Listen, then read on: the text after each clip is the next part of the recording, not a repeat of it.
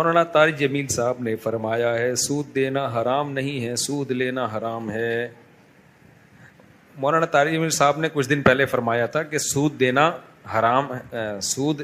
حرام نہیں ہے، لینا حرام ہے۔ اصل میں وہ جو فرمانا چاہ رہے تھے نا، وہ میں آپ کو بتاتا ہوں کیا بتانا چاہ رہے تھے، لوگوں نے غلط سمجھا۔ پھر ان کے بیٹے کا جو بیان آیا تو وہ اس سے بھی زیادہ غلط آ گیا، یعنی انہوں نے تو پھر بھی صحیح فرمایا تھا، بیٹے نے شاید جو بیان دیا تو وہ الٹا کر دیا اس بیان کو جو دینا چاہیے تھا، شاید ان کے بیٹے سے بھی مسٹیک ہوئی ہے۔ تو حضرت مولانا طارق جمیل صاحب نے جو فرمایا تھا کہ سود دینا حرام نہیں ہے، لینا حرام ہے، اس کا مطلب یہ ہے کہ سودی ایگریمنٹ تو بہرحال حرام ہے، جب ہم بینک سے سودی ایگریمنٹ کرتے ہیں نا وہ بہرحال حرام ہے، لیکن رقم کون سی حرام ہوگی؟ رقم وہ حرام ہوگی جو ہم بینک سے سود کے طور پر لیتے ہیں، اس رقم سے جو بھی کاروبار کرو گے، کام کرو گے، وہ حرام ہو جائے گا۔ اسی طرح بینک سے آپ نے قرضہ لیا اور اب آپ بینک کو اس قرضے پہ سود دیتے ہو، تو اس سود سے بینک جو بھی کام کرے گا حرام ہوگا، لیکن ہم جو قرضہ لے کے جو بھی کام کریں گے وہ کام حرام نہیں ہوگا، کیونکہ وہ رقم حرام نہیں ہے، عمل حرام ہے۔ سمجھ میں آ رہی ہے بات کہ نہیں آ رہی؟ وہ رقم حرام نہیں ہے، کیونکہ لوگوں کی بچتیں بینک میں رکھی ہوئی ہیں، بینک وہ اٹھا کے آپ کو پکڑا دیتا ہے، تو رقم تھوڑی نہ چوری کی رقم ہے نہ سود کی رقم ہے، سود تو وہ ہوگا جو آپ بینک کو دیں گے۔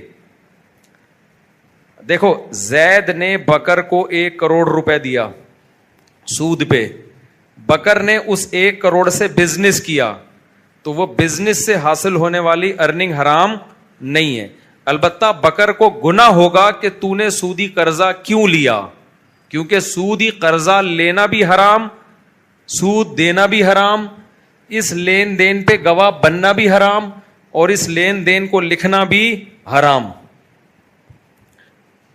سمجھ میں آ رہی بات؟ بکر نے زید سے 1 کروڑ روپے لیا سود پہ کہ میں سود دوں گا تمہیں، اب بکر اس 1 کروڑ سے بزنس کرے گا، بکر کو گناہ تو ملا اس سارے پروسیس کا، لیکن بزنس سے حاصل ہونے والی آمدن حرام نہیں ہے۔ لیکن زید نے جو بکر سے سود لیا ہے 2 لاکھ روپے لیا، فرض کرو 2%، تو اب بکر اس سود سے جو کام کرے گا وہ کام بھی حرام ہوگا، کیونکہ یہ خالص سودی رقم سے ہو رہا ہے، اور اس کام کی ارننگ بھی کیا ہوگی؟ حرام ہوگی۔ تو یہ مطلب تھا حضرت مولانا طارق جمیل صاحب کا، ان کے بیٹے نے شاید غلطی سے کچھ اور بیان دے دیا ہے۔ نہیں، بینک کا پروفٹ کہاں سے حلال ہو گیا؟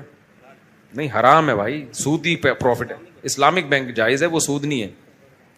تو ان کے بیٹے نے میرا خیال ہے بائی مسٹیک الٹا بیان دے دیا۔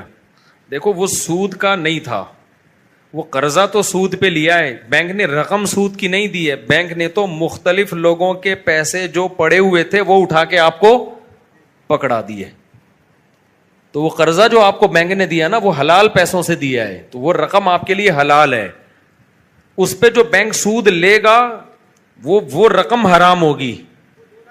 ہاں، جب وہ کسی کو قرضے پہ اس میں ہو یہ رہا ہے کہ بینک سود بھی لے رہا ہے لوگوں سے، تو لوگوں کی جو بچتیں ہیں اس میں سود لے لے کے شامل کر رہا ہے، تو یوں کہہ سکتے ہیں کہ اس میں حلال حرام مکس ہو رہا ہے۔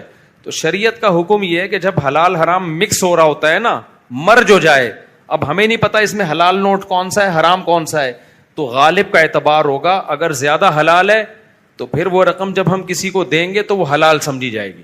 اس کی ایک مثال دیتا ہوں کہ ایک آدمی کسٹم میں جاب کرتا ہے، تو اب اس کی ایک تنخواہ ہے جو حلال تنخواہ ہے، فار ایگزامپل 1 لاکھ روپے تنخواہ ہے، اوپر کی آمدنی 2 لاکھ ہے، 3 لاکھ اس کے گھر میں آ رہا ہے، اب وہ آپ کی دعوت کرتا ہے تو آپ اس کی دعوت کو نہیں کھا سکتے، کیوں؟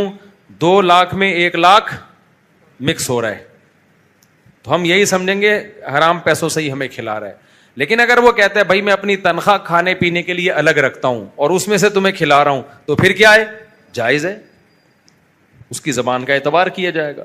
لیکن اگر اس کی تنخواہ 2 لاکھ ہے، اوپر کی آمدن 1 لاکھ ہے، دونوں کو مکس کرتا ہے، پھر ہمیں چائے پلاتا ہے، تو پھر شریعت کہتی ہے کہ غالب کا اعتبار ہوگا، ہم یہی سمجھیں گے ہمیں حلال سے، پھر اس کے بیان کی ضرورت نہیں ہے، پھر ہم یہی سمجھیں گے حلال سے کھلا رہے ہیں ہم۔